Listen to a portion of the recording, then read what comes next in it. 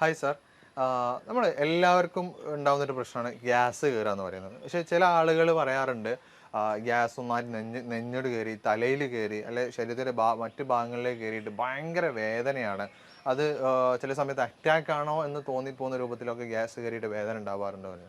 ഇത് ചില സമയത്ത് ചില ആളുകൾ പറയാറുണ്ട് നമുക്കിപ്പോൾ രാത്രിയാവുന്ന സമയത്ത് കിടന്നുറങ്ങുന്ന സമയത്തൊക്കെ പെട്ടെന്ന് ഗ്യാസ് കയറിയിട്ട് ഭയങ്കര വേദന. എന്നിട്ട് ഒരു സാധാരണ ഒരു പിന്നെ എന്തെങ്കിലും ഒരു പാൻറ്റപ്രസോൾ പോലെ എന്തെങ്കിലും മരുന്നുകളൊക്കെ കഴിച്ചാൽ ഗ്യാസ് പോവാറുണ്ട്. പക്ഷേ ഇതൊന്നും കിട്ടാത്ത സാഹചര്യത്തിൽ ഭയങ്കര ബുദ്ധിമുട്ടായിട്ട് ഏതെങ്കിലും ഹോസ്പിറ്റലിലേക്ക് ആ രാത്രി പോവേണ്ട ഒരു സിറ്റുവേഷൻ ഉണ്ടാവാറുണ്ട്.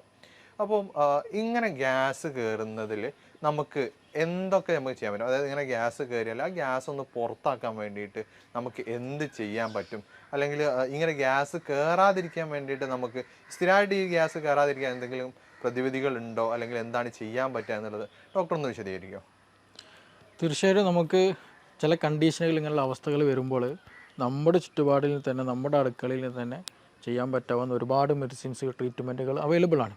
പക്ഷേ നമ്മൾ ഈ പറഞ്ഞതുപോലെ PPIയിലോ അല്ലെങ്കിൽ മറ്റെന്തെങ്കിലും മെഡിസിൻസൊക്കെ എന്ത് ചെയ്യും, അതിന് അഡിക്റ്റായി കഴിഞ്ഞാൽ പിന്നീട് ഈവൻ എന്ത് ഇഷ്യൂ ഉണ്ടെങ്കിലും അത് യൂസ് ചെയ്യുന്ന ഒരു സിറ്റുവേഷൻ ഉണ്ടാകാറുണ്ട്.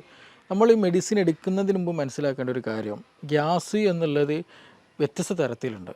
ഹൈപ്പർ അസിഡിറ്റി വരുന്ന കേസുകളുണ്ട്, അതുപോലെ ഹൈപ്പോ അസിഡിറ്റി വരുന്നുണ്ട്. അതായത് അസിഡിറ്റി കൂടിക്കഴിഞ്ഞിട്ട് ഗ്യാസ്ട്രൈറ്റിസ് അങ്ങനെയുള്ള പ്രശ്നങ്ങൾ വരുന്നുണ്ട്. അതേപോലെ തന്നെ അതിൻ്റെ ഓപ്പോസിറ്റ് സൈഡിൽ നിന്ന് ശരിയായ രീതിയിൽ ആസിഡ് സെക്രേഷൻ ഇല്ലാണ്ട് ദഹനം നടക്കാണ്ട് അങ്ങനെ ഗ്യാസ് പ്രൊഡ്യൂസ് ചെയ്യുന്ന കണ്ടീഷനുണ്ട്. ഈ രണ്ട് കണ്ടീഷന് വേർതിരിച്ചറിയുക എന്നുള്ളത് വളരെ ഇമ്പോർട്ടൻ്റ് ആണ്. അങ്ങനെ അറിയുമ്പോൾ മാത്രമാണ് നമുക്ക് പ്രോപ്പറായിട്ട് അതിനൊരു ട്രീറ്റ്മെൻറ്റിലേക്ക് പോകാൻ കഴിയുള്ളൂ. ഓൾമോസ്റ്റ് എല്ലാ കേസുകളിലും വരുന്ന ഒരു പ്രധാന റീസൺ എന്നുള്ളത് എച്ച് പൈലോറി ഇൻഫെക്ഷനാണ്, അല്ലെങ്കിൽ എച്ച് പൈലോറിക്കിൻ്റെ അതിൻ്റെ ഒരു പ്രസൻസാണ്, അതിൻ്റെ ഒരു ആക്ടിവേഷനാണ് യഥാർത്ഥത്തിൽ ഇന്ന് കൂടുതൽ കണ്ടുവരുന്ന ഗ്യാസിൻ്റെ ഒരു കാരണം എന്നുള്ളത്.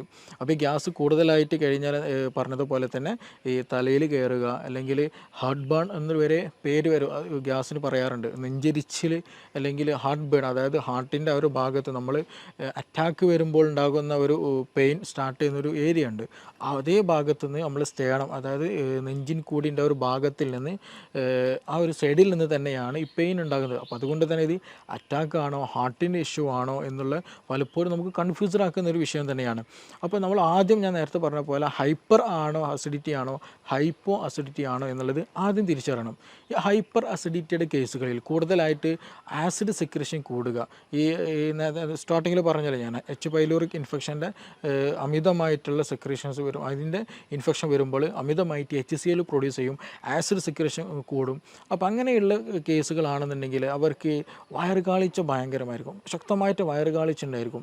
ഭക്ഷണം കഴിച്ചു കഴിഞ്ഞാൽ വീണ്ടും വീണ്ടും ഭക്ഷണം കഴിക്കാൻ തോന്നുക. 1 മണിക്കൂർ നമ്മൾ ഭക്ഷണം കഴിച്ചിട്ടുണ്ടാവുള്ളൂ, ശരിയായ രീതിയിൽ ദഹിക്കാനൊരു സമയം എടുത്തിട്ടില്ല. അപ്പോഴൊക്കെ എന്ത് ചെയ്യും, നമുക്ക് ഇനിയും ഭക്ഷണം കഴിക്കണം, ഭക്ഷണം ഒന്നും കഴിക്കാത്ത പോലെ ഒരു ഫീലിംഗ് തോന്നുക. അതേപോലെ ചില ആളുകൾക്ക് എന്ത് ചെയ്യും, ടോയ്ലറ്റിൽ ഭക്ഷണം കഴിച്ചാൽ ഉടനെ തന്നെ ടോയ്ലറ്റിൽ പോകാനുള്ള ഒരു ടെൻഡൻസി ഉണ്ടാവുക.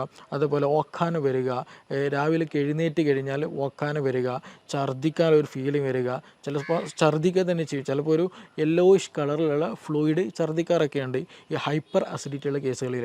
അപ്പോൾ ഇവർക്കാണ് കൂടുതലായിട്ടും നമ്മൾ പലപ്പോഴും പറയുന്ന മൈഗ്രെയിൻ ഇഷ്യൂസ് ഉണ്ടാവുക. അതേപോലെ തന്നെ ഹൈപ്പർ അസിഡിറ്റിക്ക് ഒരു കാരണം ഉണ്ടാകുന്ന ഈ ടെൻഷൻ ഒരു പ്രധാന കാരണമാണ്. എച്ച് പൈലോറിക്കിൻ്റെ ഇൻഫെക്ഷൻ പറഞ്ഞത് അതേപോലെ തന്നെ മറ്റൊരു റീസണാണ് ഈ ടെൻഷൻ വരിക എന്നുള്ളത്. കൂടുതലായിട്ട് ടെൻഷൻ വന്നു കഴിഞ്ഞാൽ നമുക്കെന്ത് ചെയ്യും, ഗ്യാസ്ട്രിക് ഇഷ്യൂസ്, ഗ്യാസ്ട്രിക്കിൻ്റെ പ്രശ്നങ്ങൾ കൂടുതലായിട്ടുണ്ടാകും.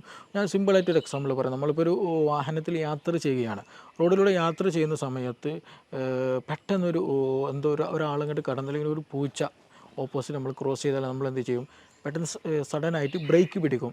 അങ്ങനെ ബ്രേക്ക് പിടിക്കുന്ന നേരത്ത് സ്വാഭാവികമായിട്ടും നമ്മുടെ വയറിൻ്റെ അകമാണ് പെട്ടെന്ന് അതിൻ്റെ ഒരു എഫക്റ്റ്, അല്ലെങ്കിൽ വയറ് കാളുക എന്ന് പറയും നമ്മുടെ നാടൻ ഭാഷയിൽ.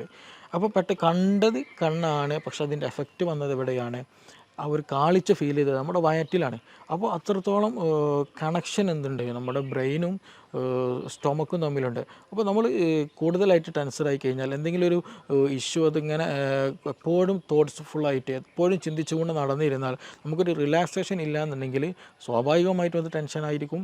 പിന്നീട് അതേപോലെ തന്നെ വയറ്റിൽ നിന്നുള്ള ഗ്യാസ്ട്രിക് പ്രൊഡ്യൂഷൻസ് HCl പ്രൊഡക്ഷൻ കൂടുതലായിരിക്കും. ഇതേപോലെ നേരത്തെ പറഞ്ഞതുപോലെ തന്നെ എച്ച് പൈലോറിക് ഇൻഫെക്ഷൻ ഉണ്ടാകുന്ന സമയത്ത് ഹൈപ്പർ അസിഡിറ്റി ഉണ്ടാകുന്ന അതേപോലെ തന്നെ എന്ത് ചെയ്യും, ഈ ടെൻഷൻ കൂടിക്കഴിഞ്ഞാൽ ഈ പറഞ്ഞ HCl പ്രൊഡക്ഷൻ, ആസിഡ് പ്രൊഡക്ഷൻ കൂടും.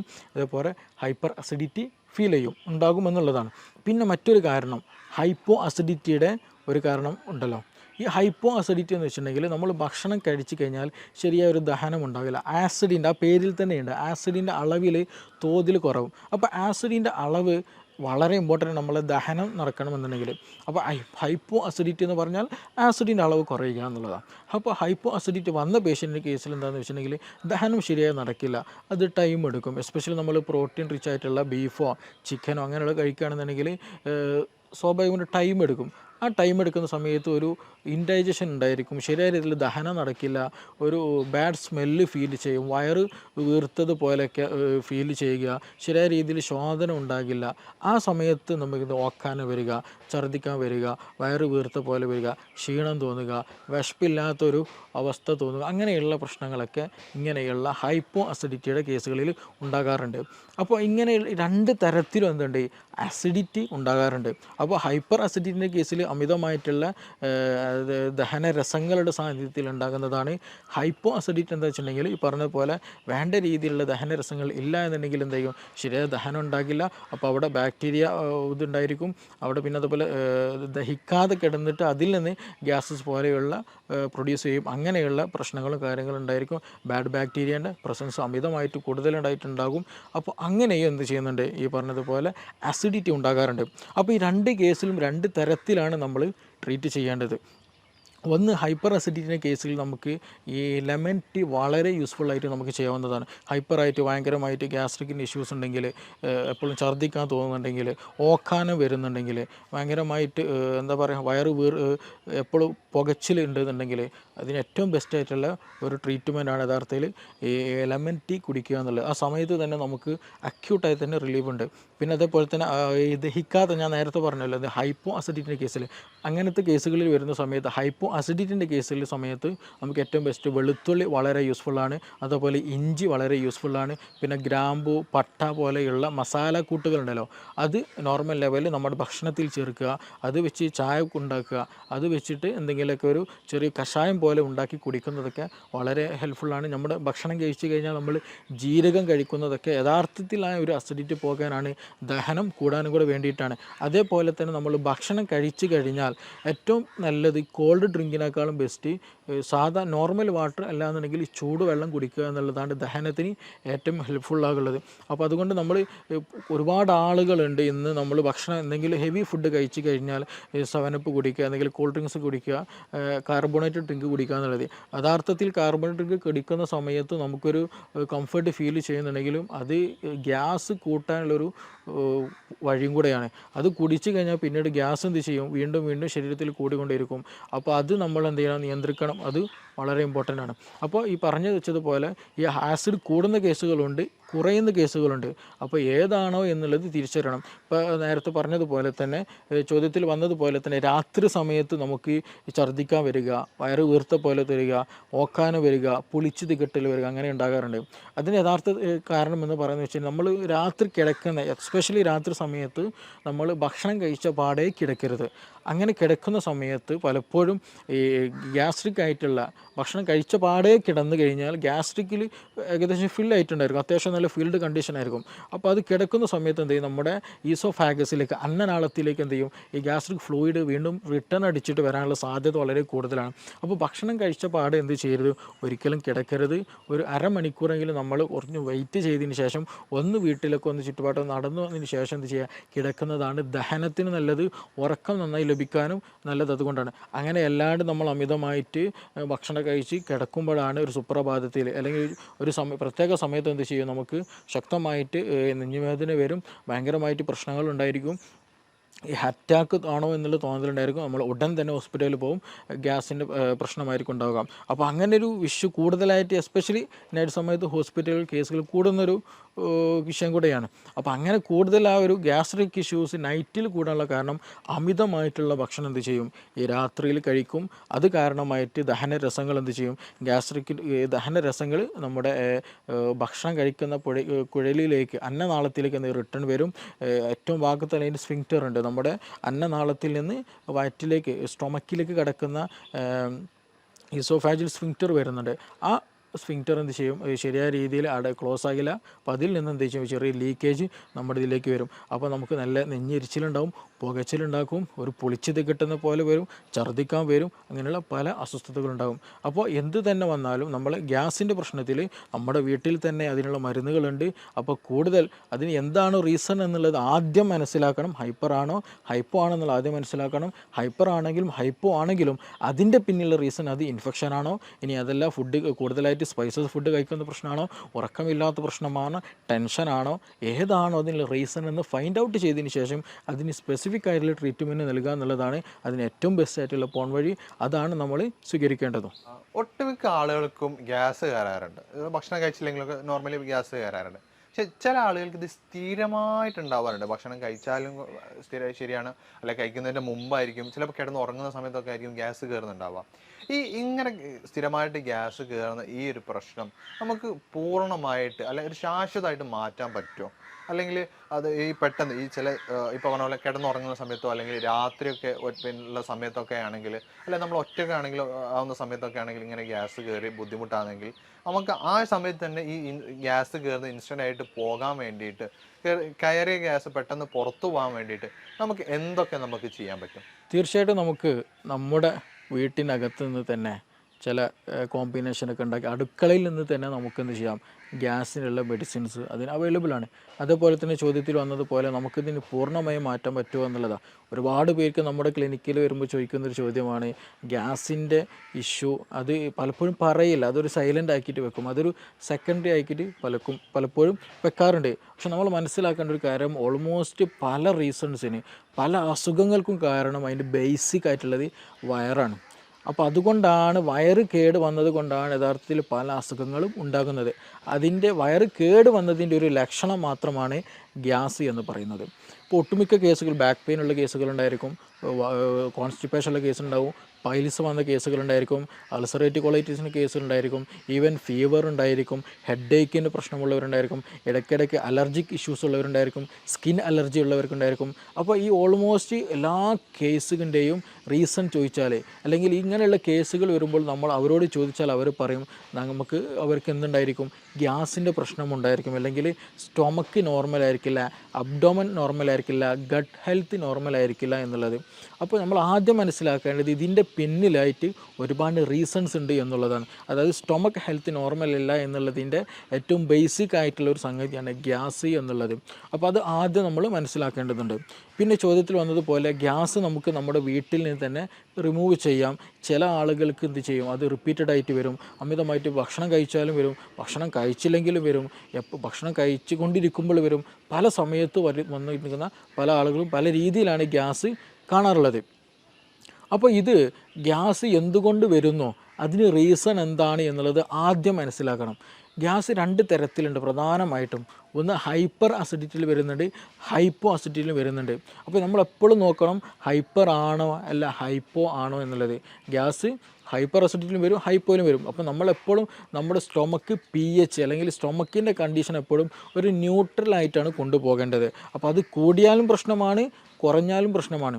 ഹൈപ്പർ അസിഡിറ്റിൻ്റെ കേസ് എടുത്ത് നോക്കാം. നമ്മൾ അമിതമായിട്ട് അങ്ങനെയുള്ള കേസുകളിൽ അമിതമായിട്ട് ക്ഷീണം തോന്നും, അമിതമായിട്ട് ചിലപ്പോൾ വയറുവേദന വരും, ഛർദ്ദിക്കാൻ വരും, ആൾ പറ്റ സ്കിന്നായിട്ട് വരും, ഭയങ്കര സ്കെൽറ്റലായിരിക്കും, കൂടുതൽ തടിയൊന്നും വെക്കൂല, ഇടയ്ക്കിടയ്ക്ക് ചിലപ്പോൾ ഭക്ഷണം കഴിച്ചാൽ പെട്ടെന്ന് വയറ്റിന്ന് പോകാൻ തോന്നും. അങ്ങനെയുള്ള പല അസ്വസ്ഥതകളും ഹൈപ്പർ അസിഡിറ്റിയിൽ കണ്ടുവരാറുണ്ട്.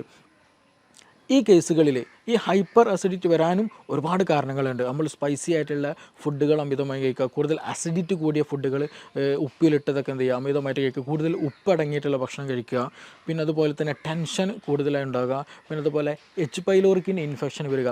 അപ്പോൾ ഈ പറഞ്ഞ സാധനങ്ങളൊക്കെ ഏതെങ്കിലും ഒന്നുണ്ടെന്നുണ്ടെങ്കിൽ അത് നമ്മുടെ സ്റ്റൊമക്കിലുള്ള എപ്പിത്തീലിയൽ ലെയറിന് എന്ത് ചെയ്യും, ട്രിഗർ ചെയ്തുകൊണ്ടിരിക്കും.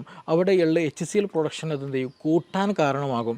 അപ്പോൾ HClൻ്റെ പ്രൊഡക്ഷൻ കൂടുക, ഗ്യാസ്ട്രിക് സെക്രീഷൻ കൂടിക്കഴിഞ്ഞാൽ സ്വാഭാവികമായിട്ടും അവിടെ ഗ്രാജ്വലി എന്ത് ചെയ്യും, അവിടെ ഇൻഫ്ലമേഷൻ വരും, അവിടെ ഇൻഫെക്ഷൻ വരും. അതിൻ്റെ കൂടെ തന്നെ അവിടെ ഗ്യാസ് പ്രൊഡക്ഷൻ കാരണം ഗ്യാസ് സൈറ്റ് ഇങ്ങനെ തികട്ടിയിട്ട് വരും. ചിലപ്പോൾ വോമിറ്റിങ് വരും, ഛർദ്ദിക്കാൻ തോന്നും, ചിലപ്പോൾ നോസിയൻ്റെ അങ്ങനെ ഒരു ഫീലിംഗ് ഉണ്ടായിരിക്കും, തല ചുറ്റുന്നത് പോലെ തോന്നും, തലയിൽ എന്തോ ഹെവിനെസ് പോലെ, തലക്ക് കനമുള്ളത് പോലെയൊക്കെ തോന്നും. ഗ്രാജ്വലി ഇങ്ങനെയുള്ള ആളുകൾക്കാണ് എന്ത് പറയുക, തലയിൽ എന്തോ വെച്ചിട്ടുണ്ട്, അല്ലെങ്കിൽ മൈഗ്രെയിൻ പോലെയുള്ള ഒരു ഫീലിംഗ് വരെ ഇത് കാരണമുണ്ടാകും. അപ്പോൾ അതുകൊണ്ട് തന്നെ ചില ആളുകൾക്ക് ഭക്ഷണം ഈ കേസുകളിൽ, ഈ ഹൈപ്പർ അസിഡിറ്റിൻ്റെ കേസുകളിലാണ് കൂടുതൽ ആളുകൾ മൈഗ്രെയിൻ പോലും ഉണ്ടാകുന്നത്. അപ്പോൾ അതിൻ്റെയൊക്കെ ബേസിക് റീസണും അല്ലെങ്കിൽ നമുക്ക് കാണാൻ കഴിയുന്നതാണ് ഈ പറയുന്ന ഗ്യാസാണ്. അപ്പോൾ എപ്പോഴും ഗ്യാസ് ഉള്ളവർ ശ്രദ്ധിക്കണം. അത് മേ ബി ഈവൻ ക്യാൻസർ വരെ നീളാൻ ചാൻസ് ഉണ്ട്. അതേപോലെ തന്നെ ഈ പറഞ്ഞ പോലെ മൈഗ്രെയിനിലേക്ക് വരാൻ നീളാനുള്ള ചാൻസ് ഉണ്ട്. അപ്പോൾ അതുകൊണ്ട് തന്നെ ഈ മൈഗ്രെയിൻ കേസുകൾ തന്നെ എടുത്തു നോക്കിയാൽ അവർ പറയുന്ന റീസൺ എന്താണെന്ന് വെച്ചിട്ടുണ്ടെങ്കിൽ സമയത്തിന് ഭക്ഷണം കഴിച്ചില്ല എന്നുണ്ടെങ്കിൽ തലവേദന വരുമെന്നുള്ളതാണ്. അപ്പോൾ സമയത്തിന് ഭക്ഷണം കഴിച്ചില്ല എന്നുണ്ടെങ്കിൽ എന്താണ് സംഭവിക്കുന്നത്, ഹൈപ്പർ അസിഡിറ്റി വരും. ഈ ഹൈപ്പർ അസിഡിറ്റി വന്നാൽ എന്ത് ചെയ്യും, തലവേദനയിലേക്ക് നയിക്കും എന്നുള്ളതാണ്. അപ്പോൾ അത് ഗ്രാജ്വലി എന്ത് ചെയ്യും, തലവേദനയിലേക്ക് നയിക്കും ഹൈപ്പർ അസിഡിറ്റി കാരണം എന്നുള്ളതാണ്. പിന്നെ മറ്റേതേപോലെ തന്നെ റീസണാണ് ടെൻഷൻ വരിക എന്നുള്ളത്. എന്തെങ്കിലും ടെൻഷനായിട്ട് എന്തെങ്കിലും ഫ്യൂച്ചറിൽ അല്ലെങ്കിൽ പാസ്റ്റ്, ടെൻഷൻ എന്നുള്ള വിഷയം പറയുമ്പോൾ നമ്മൾ എപ്പോഴും ചിന്തിക്കേണ്ട ഒരു കാര്യമാണ്, ഈ വ്യക്തി എന്തായിരിക്കും, ഒന്നെങ്കിൽ ഫ്യൂച്ചറിൽ എന്തെങ്കിലും ഡ്രീം കണ്ടിട്ടായിരിക്കും നീങ്ങുക, അല്ലെങ്കിൽ പാസ്റ്റിൽ എന്തെങ്കിലും ഇഷ്യൂ ഓർത്തിട്ട് ഞാൻ അങ്ങനെ ചെയ്തുകൊണ്ടല്ലോ ഇങ്ങനെ ആയത്, അന്ന് അങ്ങനെ ചെയ്യുകയാണെങ്കിൽ ഇന്ന് ഇങ്ങനെ ആവില്ലായിരുന്നല്ലോ, അങ്ങനെയൊക്കെ ചിന്തിച്ചുകൊണ്ടിരിക്കും. ഫ്യൂച്ചറിലുള്ള ആളെങ്കിലോ എനിക്ക് 2 കൊല്ലം കഴിഞ്ഞിട്ട് ഇത് എക്സാം പാസ്സാവണം, അല്ലെങ്കിൽ വീട് വെക്കണം, മകളെ കെട്ടിക്കാനുണ്ട്, കടം കൊടുക്കാനുണ്ട്. ഇപ്പോഴൊന്നല്ലേ, 2 വർഷം 5 വർഷം 10 വർഷം ശേഷമായിരിക്കും. പക്ഷെ ആ ഒരു ചിന്തയിലായിരിക്കും എല്ലാ വർക്കുകളും. ഈവൻ ഉറങ്ങാൻ പോകുമ്പോഴും ഉണർന്നെണീക്കുമ്പോഴും ആ മൈൻഡ് സെറ്റിലായിരിക്കും. അപ്പോൾ അത് ഗ്രാജ്വലി എന്ത് ചെയ്യും, ടെൻഷനായിക്ക് മാറി പിന്നീട് എന്ത് ചെയ്യും, നമ്മുടെ വയറ്റിലുള്ള ഗ്യാസ്ട്രിക് സെക്രീഷൻ വല്ലാണ്ട് കൂട്ടിക്കളയും. ഞാൻ നേരത്തെ പറഞ്ഞതുപോലെ തന്നെ എന്ത് ചെയ്യും, നമ്മുടെ HClൻ്റെ ഒക്കെ പ്രൊഡക്ഷന് കൂട്ടിക്കളയും. അപ്പോൾ കൂടുതലായിട്ട് സ്റ്റൊമക്ക് സെക്രീഷൻസ് കൂടിക്കഴിഞ്ഞാൽ, HClൻ്റെ പ്രൊഡക്ഷൻ കൂടിക്കഴിഞ്ഞാൽ എന്ത് ചെയ്യും, ഇൻഫെക്ഷൻ വരും, ഇൻഫെക്ഷൻ വരും, മറ്റു പല അസ്വസ്ഥതകളുണ്ടാവും. നേരത്തെ പറഞ്ഞതുപോലെ അതും എന്ത് ചെയ്യും, ടെൻഷൻ കൂടുന്നതും മൈഗ്രെയിനിലേക്ക് നയിക്കുമെന്നുള്ളതാണ്. അതേപോലെ തന്നെയാണ് ഉറക്കം കുറഞ്ഞു കഴിഞ്ഞാലും ഇതുപോലെ നമ്മുടെ ഗ്യാസ്ട്രിക്കിൻ്റെ സെക്രീഷൻസ് കൂടും, നമ്മുടെ ബോഡി വളരെ തിന്നാക്കും, ഡൈജഷനെ അത് ബാധിക്കുന്നുണ്ട്. അപ്പോൾ ഉറക്കം കുറഞ്ഞു കഴിഞ്ഞാലും നേരത്തെ പറഞ്ഞതേപോലെ തന്നെ എന്താണ്, ഈ മൈഗ്രെയിൻ്റെ ഇഷ്യൂ കാണാറുണ്ട്.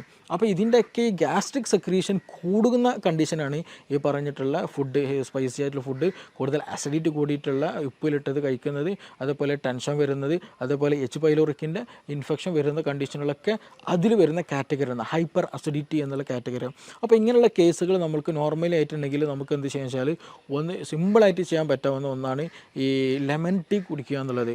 നല്ല ഇഷ്യൂസ് ഉണ്ടെങ്കിൽ, ഇപ്പോൾ നിങ്ങൾക്ക് മൈഗ്രെയിൻ്റെ ഇഷ്യൂ ഉണ്ട്, ഗ്യാസ്ട്രിക്കിന് ഭയങ്കര അസ്വസ്ഥത, ഛർദ്ദിക്കാൻ തോന്നുന്നു, അല്ലെങ്കിൽ ഒരു അസ്വസ്ഥത ഫീൽ ചെയ്യുന്നുണ്ടല്ലോ, ആ ഒരു സമയത്ത് തന്നെ ഒരു ഗ്ലാസ്സിൽ എന്താ ചെയ്യുക, ചെറിയ രൂപത്തിൽ ഒരു നാരങ്ങ കംപ്ലീറ്റ് നീരെടുത്തിട്ട് തന്നെ ഒരു ലെമൺ ടീ ഉണ്ടാക്കി കുടിച്ചാൽ വളരെ നല്ല റിസൾട്ടാണ്. ആ വോമിറ്റിംഗ് ടെൻഡൻസി, അതുപോലെ തലക്കൊരു കറക്കം, ഒരു തല ചുറ്റുന്നത് പോലെ ഫീൽ ചെയ്യുക, അതൊക്കെ ഒരു വിത്തിൻ മിനിറ്റ്സിനുള്ളിൽ തന്നെ നമുക്ക് ക്യൂറായിട്ട് നമുക്ക് കൊണ്ടുപോകാം. പക്ഷെ അത് ആ സമയത്ത് കറക്റ്റ് ടൈമിൽ തന്നെ ചെയ്യണം. ഈവൻ നല്ല ഇഷ്യൂവിലേക്ക് എത്തിക്കഴിഞ്ഞ് കഴിഞ്ഞാൽ അത്ര റിസൾട്ട് ഉണ്ടാകണമെന്നില്ല. അപ്പോൾ ആ ഒരു സമയത്ത് തന്നെ, അസ്വസ്ഥത തുടങ്ങുന്ന സമയത്ത് തന്നെ ചെയ്യുക. അതേപോലെ സമയത്തിന് ഫുഡ് കഴിക്കുക, ഹൈപ്പർ അസിഡിറ്റി വരാതെ നമ്മൾ പരമാവധി ശ്രദ്ധിക്കുക എന്നുള്ളതാണ്. പിന്നെ ഇത് ഹൈപ്പർ അസിഡിറ്റിയുടെ കേസിലാണ്. മറ്റൊരു കേസുണ്ട്, രണ്ടാമത് ഹൈപ്പോ അസിഡിറ്റി എന്നുള്ളതാണ്.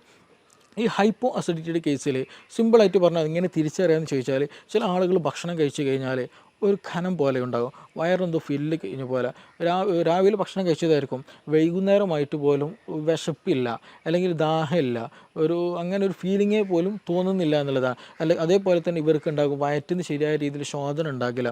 അപ്പോൾ ഇങ്ങനെയുള്ള കേസുകൾ എന്താ വെച്ചാൽ ഒരുപാട് സമയം എന്ത് ചെയ്യും, നമ്മൾ കഴിക്കുന്ന ഭക്ഷണങ്ങൾ ഇങ്ങനെ കെട്ടിക്കിടക്കും, വയറ് ശരിക്കും ദഹിക്കാണ്ട്. കാരണം എന്താണ്, ദഹിക്കണമെന്നുണ്ടെങ്കിൽ ഗ്യാസ്ട്രിക് സെക്രേഷന് ഒരു നോർമൽ ലെവലെങ്കിലും വേണം. അപ്പോൾ ആ നോർമൽ ലെവൽ പോലും ഇല്ലാണ്ട് കുറഞ്ഞ അളവിലാണ്, വേണ്ടതൊന്നും ഇല്ല ദഹിക്കാൻ. അപ്പോൾ അങ്ങനെ വരുമ്പോൾ എന്ത് ചെയ്യും, വയറ്റിൽ ഈ നമ്മൾ കഴിച്ച ഭക്ഷണ പദാർത്ഥങ്ങൾ അവിടെ നിൽക്കും. അവിടെ നിന്നിട്ട് അവിടെ എന്ത് ചെയ്യും, ബാക്ടീരിയൻ്റെ ഗ്രോത്ത് നടക്കും. അങ്ങനെ ബാഡ് സ്മെല്ലുള്ള കീഴ്വാഴ് പ്രൊഡ്യൂസ് ചെയ്യും. പിന്നെ ഇതുപോലെ ശോധന ശരിക്കും ലഭിക്കില്ല.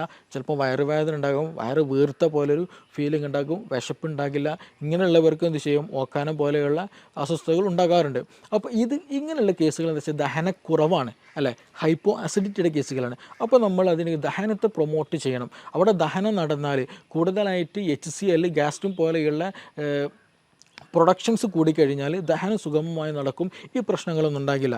അപ്പോൾ ആ ഒരു സമയത്ത് നമുക്ക് ഏറ്റവും ബെസ്റ്റ് നമ്മുടെ അടുക്കളയിലുള്ള സ്പൈസസ് ഉപയോഗിക്കുക എന്നുള്ളതാണ്. അത് കരുതി നല്ല ചുവന്ന മുളകിൻ്റെ പൊടി ഉപയോഗിക്കുക എന്നുള്ളതല്ല. നമുക്ക് മല്ലി വളരെ നല്ല മെഡിസിൻസാണ്. മല്ലി തിളപ്പിച്ച വെള്ളം കുടിക്കുക എന്ന് പറഞ്ഞാൽ നമ്മുടെ ഫീവർ, ഉള്ളിലുള്ള ഫീവർ, പനി ഉണ്ടെന്നുണ്ടെങ്കിൽ ചില ആളുകൾക്ക് മേലും കൈക്ക് കോച്ച് പിടിക്കുന്ന ഒരു ഇതുണ്ടായിരിക്കും, അതിന് നല്ലതാണ്. അതേപോലെ ഗ്യാസിന് വളരെ നല്ല റിസൾട്ടാണ് ഈ നമ്മൾ എന്ത് ചെയ്യുക, ഡെയിലി കുടിക്കുന്ന വെള്ളത്തിൽ എന്ത് ചെയ്യാന്നുണ്ടെങ്കിൽ ഒരു കലത്തിൽ, ഒരു പാത്രത്തിൽ രാവിലെ എണീക്കുന്ന സമയത്ത് തന്നെ കുറച്ച് നമ്മൾ ജീരകവെള്ളം ഉണ്ടാക്കുന്ന അതേപോലെ തന്നെ എന്ത് ചെയ്യുക, കുറച്ച് മല്ലി ഇട്ടിട്ട് നന്നായിട്ട് തിളപ്പിച്ച് ആ തിളപ്പിച്ചാറിയ വെള്ളം എന്ത് ചെയ്യുക, ദാഹിക്കുന്ന സമയത്തും ഭക്ഷണം കഴിക്കുന്ന സമയത്തൊക്കെ എന്ത് ചെയ്യുക, ആ വെള്ളം ഇങ്ങനെ കുടിച്ചുകൊണ്ടിരിക്കുക. അത് ഗ്യാസ് നന്നാവാനും നന്നായിട്ട് പുറന്തള്ളാനും ദഹനം നന്നാകാനും ശോധനം കിട്ടാനൊക്കെ വളരെ വളരെ നല്ല ബെസ്റ്റ് റിസൾട്ട് ഉള്ളതാണ് ഈ മല്ലി, കൊത്തമ്പാലി അല്ലെങ്കിൽ ക്യുമിൻ എന്നുള്ള ആ സംഗതി. അപ്പോൾ അതെന്ത് ചെയ്യുക, വളരെയധികം നല്ല ബെനിഫിഷ്യലാണ്. പിന്നെ അതേപോലെ തന്നെ നമുക്ക് ചെയ്യാൻ പറ്റുന്നതാണ്, വീട്ടിൽ നിന്ന് ചെയ്യാൻ പറ്റാവുന്ന കാര്യമാണ് വെളുത്തുള്ളി കഴിക്കുക എന്നുള്ളത്. വെളുത്തുള്ളി ചുട്ട് കഴിക്കുന്നത്, പച്ചക്ക് കഴിക്കുന്ന പ്രശ്നമില്ല, അങ്ങനെയും ചില കഴിക്കാം. പക്ഷേ ഇതേ വെളുത്തുള്ളി എന്ത് ചെയ്യാണ്, ഹൈപ്പർ അസിഡിറ്റി ഉള്ളവർ ഉപയോഗിച്ചാൽ അവർക്ക് അസ്വസ്ഥത കൂടും, അവർക്ക് പല അസ്വസ്ഥതകളും ബുദ്ധിമുട്ടുകളും അവർക്ക് എന്ത് ചെയ്യും, ഫീൽ ചെയ്യാനുള്ള സാധ്യത വളരെ വളരെ കൂടുതലാണ്. അപ്പോൾ ഹൈപ്പോ അസിഡിറ്റിൻ്റെ കേസിലാണെങ്കിൽ മാത്രമാണ് ഈ വെളുത്തുള്ളി കൂടുതൽ എഫക്റ്റീവായിട്ട് ഫീൽ ചെയ്യുകയുള്ളൂ, ദഹനം കൂടുതൽ പ്രൊമോട്ട് ചെയ്യുകയുള്ളൂ. പിന്നെ നമുക്കിതിൽ കൂടെ ഇഞ്ചി വളരെ നല്ലതാണ്. അപ്പോൾ ഇഞ്ചി, ഗ്രാമ്പു, പട്ട പോലെയുള്ള സ്പൈസസുകളൊക്കെ നമ്മുടെ ഭക്ഷണത്തിൽ ഉൾപ്പെടുത്തുക. അത് വെച്ചുള്ള കഷായങ്ങൾ, അതേപോലെ തന്നെ ഭക്ഷണത്തിൽ ഉൾപ്പെടുത്തി കഴിക്കുന്നതൊക്കെ ദഹനം കൂട്ടാൻ വളരെ ഹെൽപ്ഫുള്ളാണ്. അപ്പോൾ അങ്ങനെയുള്ള സംവിധാനങ്ങൾ, അങ്ങനെയുള്ള മരുന്നുകളൊക്കെ എന്ത് ചെയ്യാന്ന് വെച്ചാൽ നമ്മുടെ ഭക്ഷണത്തിൽ മിങ്കിൾ ചെയ്തിട്ട്, അത് ഭക്ഷണത്തിൻ്റെ കൂടെ ഒഴിവാക്കാനുള്ളതല്ല, അത് ഭക്ഷണത്തിൻ്റെ ഒരു പാർട്ടാക്കി തന്നെ നമ്മൾ ഉപയോഗിക്കുകയാണെന്നുണ്ടെങ്കിൽ നമ്മൾ കഴിക്കുന്ന ഭക്ഷണം എന്ത് ചെയ്യും, ദഹിക്കാൻ കൂടുതൽ സുഗമമാക്കാൻ കഴിയും. ഇതിന് സ്ഥിരമായിട്ട് മരുന്നുണ്ടോ, ഇതെങ്ങനെ സ്ഥിരമായിട്ട് വരാതിരിക്കാൻ ശ്രദ്ധിക്കുക എന്നുള്ളത് ഒരു ചോദ്യം ചോദിക്കേണ്ടായി. അപ്പോൾ നമ്മൾ ഈ കേസിൽ ശ്രദ്ധിക്കേണ്ടത്, ഞാൻ നേരത്തെ പറഞ്ഞതുപോലെ ഇത് നമ്മൾ ദഹനവുമായി ബന്ധപ്പെട്ടതാണ്. അപ്പോൾ ഇതൊരു ലൈഫ് സ്റ്റൈൽ ഡിസീസാണ്. നമ്മൾ തോന്നിയ സമയത്ത് ഉറങ്ങുക, അതുപോലെ ജീവിക്കുക, തോന്നിയത് തിന്നുക എന്നുള്ള ഒരു കൺസെപ്റ്റ് നമുക്കിവിടെ ഒരിക്കലും പോസിബിൾ അല്ല ഈ ഹൈപ്പോ അസിഡിറ്റി ഉള്ളവർ. അപ്പോൾ നമ്മൾ ഭക്ഷണം സമയത്തിന് കഴിക്കുക, ആവശ്യത്തിന് കഴിക്കുക, ആവശ്യമുള്ള അളവിൽ കഴിക്കുക, ക്വാളിറ്റി ഉള്ളത് ക്വാണ്ടിറ്റി കുറച്ച് കൊണ്ട് എന്ത് ചെയ്യുക, കൂടുതൽ നല്ല രീതിയിൽ കഴിക്കുക എന്നുള്ളതാണ്. കഴിക്കുന്നത് നല്ല ക്വാളിറ്റി ഉള്ളതാകണം. ഒരുപാട് ചോറ് കഴിക്കുക എന്നുള്ളൊരു ടെൻഡൻസി ഒരിക്കലും പാടില്ല, അത് നമുക്ക് കൂടുതൽ ബുദ്ധിമുട്ടുകൾ ഉണ്ടാക്കുക എന്നുള്ളൂ. അപ്പോൾ ചെറിയ രൂപത്തിൽ അത്യാവശ്യം നല്ല രീതിയിലുള്ള സാധനങ്ങൾ മാത്രം കഴിക്കുക, സമയത്തിന് കഴിക്കുക, അമിതമാകാതിരിക്കുക. അതേപോലെ തന്നെ ഭക്ഷണം കഴിച്ച പാടെ ഉറങ്ങുന്ന ശൈലിയുള്ളത്, അപ്പോഴാണ് അപ്പോൾ എസ്പെഷ്യലി ഈ നൈറ്റ് ലൈഫ് ഇന്ന് കൂടിയൊരു കണ്ടീഷനാണ്. രാത്രി പുറത്ത് പോകലും അവിടെ നിന്ന് ഭക്ഷണം കഴിക്കലും, ഒരുപാട് ഭക്ഷണം കഴിച്ച് വരും, എന്നിട്ട് എന്ത് ചെയ്യും, നേരെ ബെഡ്ഷീറ്റിലേക്ക് കിടക്കും. രാത്രി സുപ്രഭാതത്തിലായിരിക്കും പെട്ടെന്ന് നെഞ്ഞുവേദന അല്ലെങ്കിൽ ഹാർട്ട് പെയിൻ. അതും ഈ നെഞ്ചരിച്ചിൽ എന്ന് പറയുന്ന ഗ്യാസിൻ്റെ ഒരു പെയിൻ, നമുക്ക് ഗ്യാസിൻ്റെ ഈ പെയിന് വരിക എന്ന് പറഞ്ഞിട്ടുണ്ടെങ്കിൽ നമ്മുടെ ഹാർട്ടിരിക്കുന്ന ഭാഗം ഉണ്ടല്ലോ, അവിടെ നിന്ന് തന്നെയാണ് ആ ഒരു പെയിന്, വേദന ഫീൽ ചെയ്യുക, തുടങ്ങുക അവിടെ നിന്ന് തന്നെയാണ്. അപ്പോൾ അതുകൊണ്ട് തന്നെ നമുക്ക് കൺഫ്യൂഷൻ ആയിരിക്കും, ഇത് എന്താണ്, ഹാർട്ട് അറ്റാക്ക് ആണോ, ഹാർട്ടിൻ്റെ ഇഷ്യൂ ആണെന്നുള്ളത്. നമ്മൾ ഉടൻ തന്നെ ഹോസ്പിറ്റലിൽ പോകും, ടെസ്റ്റുകളൊക്കെ നടത്തും, നോർമലായിരിക്കും, ഗ്യാസിന് പ്രശ്നമായിരിക്കും. ഇങ്ങനെ കൂടുതലായിട്ട് ഇന്ന് രാത്രികളിൽ ഹോസ്പിറ്റലുകൾ വരവ് കൂടുതലാണ്. എന്താണ് ഇതിന് റീസൺ എന്ന് ചോദിച്ചാൽ നൈറ്റ് ലൈഫാണ്. കൂടുതലായിട്ട് രാത്രിയിൽ അമിത ഭക്ഷണം കഴിക്കും, ഭക്ഷണം കഴിച്ചിട്ട് അതേപോലെ വന്നിട്ട് ബെഡിൽ കിടക്കും എന്നുള്ളതാണ്.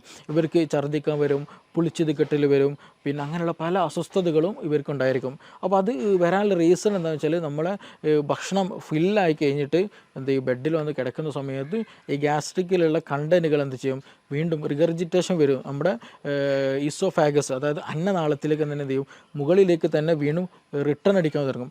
അങ്ങനെ റിട്ടേൺ അടിക്കുമ്പോഴാണ് നമുക്കൊരു പുളിരസം തോന്നുക, ഛർദ്ദിക്കാൻ തോന്നുക, അങ്ങനെയുള്ള പല അസ്വസ്ഥതകളും തോന്നുക. അപ്പോൾ അങ്ങനെ അസ്വസ്ഥതകളുള്ളവർ, അങ്ങനെ അസ്വസ്ഥത ഉള്ളവർക്കാണ് കൂടുതലായിട്ട് ഈ പറഞ്ഞതുപോലെ രാത്രി ഫുഡ് അമിതമായിട്ട് കഴിച്ചിട്ട് എന്ത് ചെയ്യും, വന്ന് കിടക്കുന്നവർക്കാണ് ഈ പറഞ്ഞുള്ള രാത്രിയിലുള്ള അസ്വസ്ഥതകൾ കൂടുതലായിട്ട് കാണുന്നത്. ഇനി മറ്റൊരു ചോദ്യം ചോദിച്ചതുപോലെ തന്നെ ഇത് ലൈഫ് സ്റ്റൈലൊക്കെ നോർമലാണ്, വേറെ പ്രശ്നങ്ങളൊന്നുമില്ല, കറക്റ്റ് ഭക്ഷണം കഴിക്കുന്നുണ്ട്, പക്ഷേ എന്നിട്ട് പോലും എന്ത് ഗ്യാസിന് അസ്വസ്ഥതകളുണ്ട്, ഛർദ്ദിക്കാൻ വരുന്നുണ്ട്, ചില സമയത്ത് അൾസറിൻ്റെ ഇഷ്യൂസ്, ഇടയ്ക്കിടയ്ക്ക് വായിലും മുറിവൊക്കെ വരുന്നുണ്ട്. തീർച്ചയായിട്ടും അതൊരു ഇൻഫെക്റ്റീവ് കണ്ടീഷനാണ്. എച്ച് പൈലോറിക്കിൻ്റെ പ്രസൻസ് കാരണമായിട്ട് എച്ച് പൈലോറി ഓൾമോസ്റ്റ് എല്ലാ ആളുകളിലും കണ്ടുവരുന്ന ഒരു ബാക്ടീരിയയാണ് ബാക്ടീരിയം പൈലോറി എന്ന് പറയുന്നത്. എച്ച് പൈലോറിക് എന്നുള്ള ഈ ബാക്ടീരിയ എന്താണ്, ആക്റ്റീവായിട്ടുണ്ടായിരിക്കും.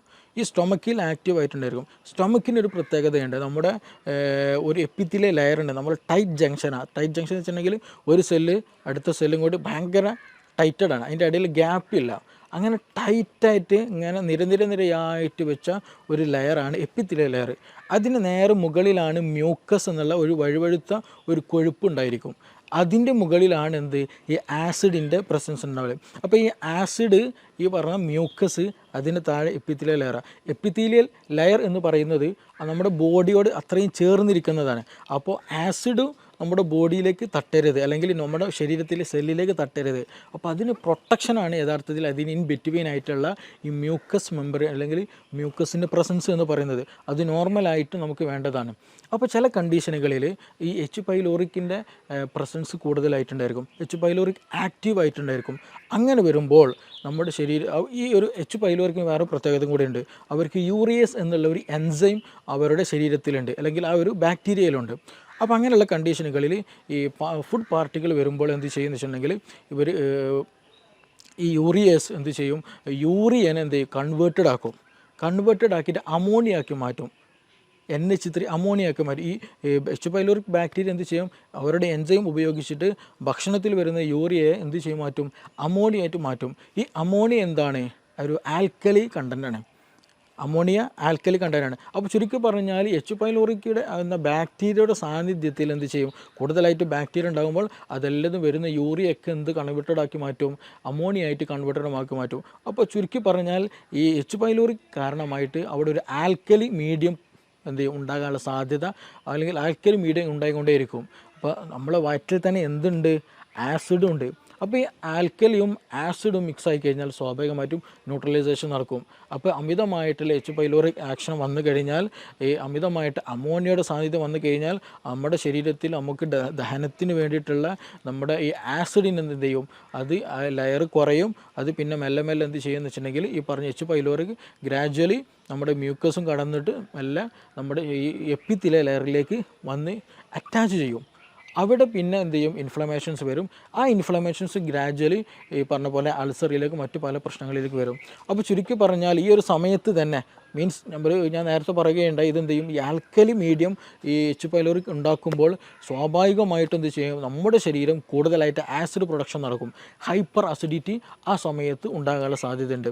അപ്പോൾ ഓൾമോസ്റ്റ് പല കേസുകളിലും ഹൈപ്പർ അസിഡിറ്റി ഉണ്ടാകാനുള്ള റീസൺ എന്താണെന്ന് വെച്ചിട്ടുണ്ടെങ്കിൽ ഈ പറഞ്ഞിട്ടുള്ള എച്ച് പൈലോറിക്കിൻ്റെ കേസിലാണ്. അപ്പോൾ നമ്മൾ PPI പ്രോട്ടോമം ഇൻഹിബിറ്റേഴ്സോ പാൻഡോഫ് പോലെയുള്ള മെഡിസിൻസ് കഴിച്ചാൽ ഒരു സാന്ദർഭികമായിട്ട് ആ ഒരു സമയത്ത് റിലീഫ് കിട്ടുമെന്നല്ലാണ്ട് ഗ്രാജ്വലായിട്ട് ഒരു പെർമനൻ്റ് ആയിട്ട് റിലീഫ് നമുക്ക് കിട്ടിക്കൊള്ളുന്നുണ്ടാകില്ല. അതിന് ബേസിക്കലി റീസൺ എന്താണെന്ന് വെച്ചാൽ ഈ പറയുന്ന എച്ച് പൈലോറിക്കിൻ്റെ പ്രസൻസ് ആണ്. അപ്പോൾ ആ ഒരു സമയത്ത് നമ്മൾ പ്രോപ്പറായിട്ട് എച്ച് പൈലോറിക്കിന് ട്രീറ്റ്മെൻറ്റ്, അതിനെ ഇറാഡിക്കേറ്റ് ചെയ്യാനുള്ള ട്രീറ്റ്മെൻറ്റ് നടത്തുക എന്നുള്ളതാണ്. ഈ ഒരു കേസുകളിൽ തന്നെയാണ് നമുക്ക് ശരിയായ ദഹനം നടക്കില്ല, അതേപോലെ നമ്മുടെ ഗഡ് ഹെൽത്തിനത് ബാധിക്കും. ഗഡ് ഹെൽത്തിലേക്ക് പോകുമ്പോൾ, കാരണം നമ്മുടെ ഗ്യാസ്ട്രിക് മീഡിയം വളരെ വളരെ ഇമ്പോർട്ടൻ്റ് ഡൈജഷന്. അപ്പോൾ അവിടെ ഇംപ്രോപ്പർ ആയിരുന്നെങ്കിൽ സ്വാഭാവികമായിട്ടും അതിൻ്റെ കണ്ടിന്യൂഷൻ ആയിട്ടുള്ള സ്മോൾ ഇൻറ്റെസ്റ്റൈനും ലാർജ് ഇൻറ്റെസ്റ്റൈനിലൊക്കെ എന്ത് ചെയ്യും, ബാക്ടീരിയൽ മീഡിയയിൽ ചേഞ്ചസ് വരും. അങ്ങനെ ചേഞ്ചസ് വന്നാൽ ഗട്ട് ലീക്ക് പോലെയുള്ള പ്രശ്നങ്ങളുണ്ടാകും. ഗട്ട് ലീക്ക് എന്ന് പറഞ്ഞാൽ നമ്മുടെ ഗട്ട് വാള്, അതായത് ഞാൻ നേരത്തെ പറഞ്ഞതുപോലെ ഈ സ്റ്റൊമക്കിനുള്ള ലൈനിങ് പോലെ അതേപോലെ ഒരു ലൈനിങ് എന്തിനുണ്ട്, നമ്മുടെ കുടലിനുണ്ട്.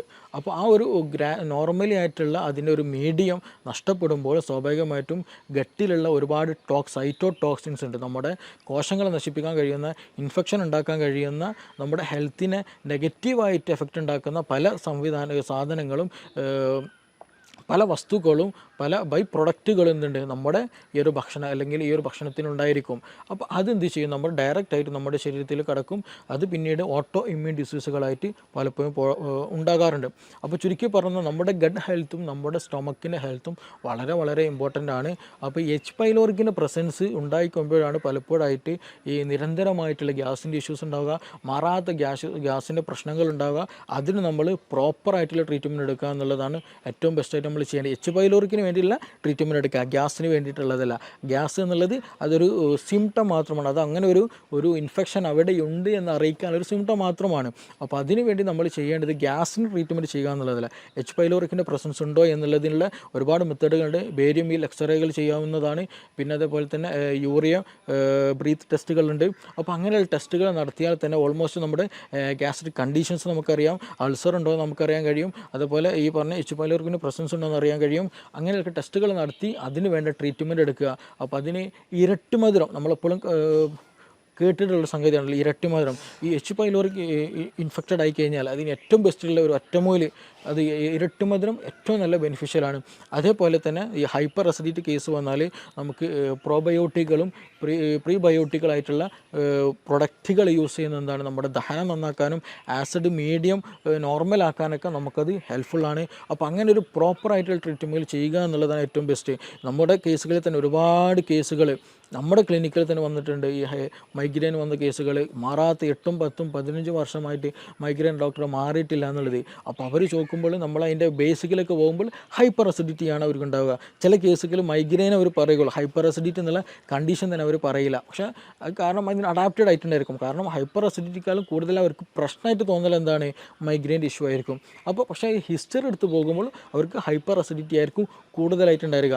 അപ്പോൾ സ്വാഭാവികമായിട്ടും അവർക്ക് മോശം ക്ലിയർ ആയിരിക്കില്ല, ദഹനം ക്ലിയർ ആയിരിക്കില്ല. ഞാൻ നേരത്തെ പറഞ്ഞതുപോലെ ഗട്ട് ഹെൽത്ത് ബാഡായിരിക്കും, പ്രോപ്പറായിട്ട് നിലനിൽക്കില്ല.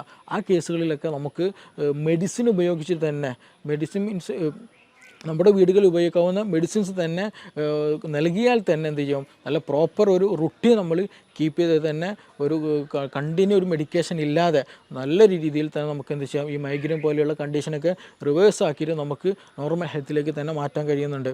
അപ്പോൾ അതിൻ്റെയൊക്കെ ഒരു ബേസിക് എന്ന് പറയുന്നതാണ് യഥാർത്ഥത്തിൽ ഗ്യാസ് അല്ലെങ്കിൽ ഗ്യാസ്ട്രിക് ഇഷ്യൂ എന്നുള്ളത്. അപ്പോൾ ഇതിന് പ്രോപ്പർ ട്രീറ്റ്മെൻറ്റ് ഉണ്ട്, പ്രോപ്പർ വേ ഓഫ് ലിവിങ് ഉണ്ട്. അപ്പോൾ അത് ഏത് റൂട്ടിലാണോ ഏതാണോ പ്രശ്നം എന്നുള്ളത് ഐഡൻറ്റിഫൈ ചെയ്യുക എന്നുള്ളതാണ് ഫസ്റ്റ് നമ്മൾ ചെയ്യേണ്ടത്. അത് ഐഡൻറ്റിഫൈ ചെയ്തതിന് ശേഷം അതിന് പ്രോപ്പറായിട്ട് അതിനെ നമ്മൾ എന്ത് ചെയ്യണം, ഹൈപ്പർ അസിഡിറ്റിൻ്റെ പ്രശ്നമാണോ, ഹൈപ്പോ അസിഡിറ്റിൻ്റെ പ്രശ്നമാണോ. ഹൈപ്പർ അസിഡിറ്റിൻ്റെ പ്രശ്നമാണെങ്കിൽ തന്നെ നമ്മുടെ ഡയറ്റിൽ അമിതമായിട്ടുള്ള എന്തെങ്കിലും എരിവ് കൂടിയതോ സോൾട്ടി ആയിട്ടുള്ളതോ അങ്ങനെയുള്ള എന്തെങ്കിലും ഉപയോഗിക്കുന്നതാണോ, ഇതിനകത്തിൽ ടെൻഷൻ എന്തെങ്കിലും ഉണ്ടോ, ഇതിനകത്തിൽ എച്ച് പൈലോറിക് ഇൻഫെക്ഷൻ തന്നെയാണോ, അങ്ങനെയുള്ളത് ഏതാണോ എന്നുള്ളത് ഡിഫറൻഷ്യേറ്റ് ചെയ്യണം. ഇനി ഹൈപ്പോ അസിഡിറ്റിൻ്റെ കേസിലാണെങ്കിലും ശരി, അവിടെയും എച്ച് പൈലോറിക്കിൻ്റെ പ്രശ്നം ഉണ്ടാകാറുണ്ട് ചില കേസിൽ.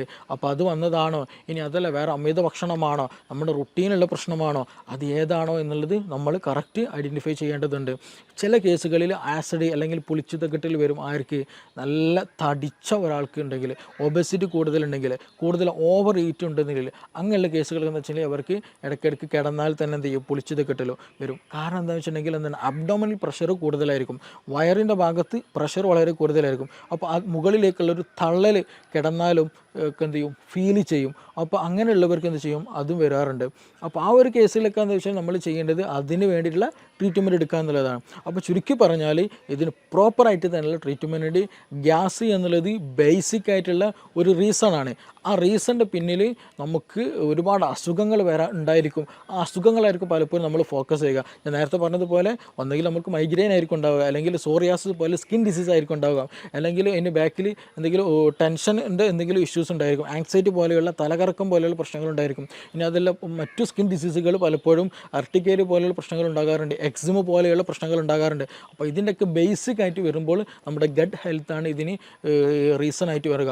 അപ്പോൾ അതിൻ്റെ ഒരു കാരണം അല്ലെങ്കിൽ ഗട്ട് ഹെൽത്ത് പ്രോപ്പർ അല്ല എന്ന് കാണിക്കാനുള്ള ഒരു സിമ്പൽ മാത്രമാണ് യഥാർത്ഥത്തിൽ ഗ്യാസ് എന്ന് പറയുന്നത്. അപ്പോൾ നമ്മുടെ ഗട്ട് ഹെൽത്ത് പ്രോപ്പർ ആക്കുക, നമ്മൾ പ്രോപ്പറായിട്ടുള്ള ഡയറ്റ് എടുക്കുക, പ്രോപ്പറായിട്ടൊരു നല്ല ബെനിഫിഷ്യൽ ആയിട്ടൊരു ലൈഫ് സ്റ്റൈൽ കീപ്പ് ചെയ്യുക എന്നുള്ളതാണ് ഇതിന് ഏറ്റവും ബെസ്റ്റ് ആയിട്ടുള്ള ഒരു മെഡിസിൻ എന്നുള്ളത്. അത് ഇന്ന് നമ്മുടെ ക്ലിനിക്കിൽ തന്നെ അവൈലബിൾ ആണ്. ഒരുപാട് ആളുകൾക്ക് അതുകൊണ്ട് ഒരുപാട് അസുഖങ്ങൾക്ക് ഗട്ട് ഹെൽത്ത് നോർമലാക്കിയതിൽ കൂടെ നമുക്ക് ട്രീറ്റ് ചെയ്യാൻ കഴിഞ്ഞിട്ടുണ്ട്. Okay, thank you.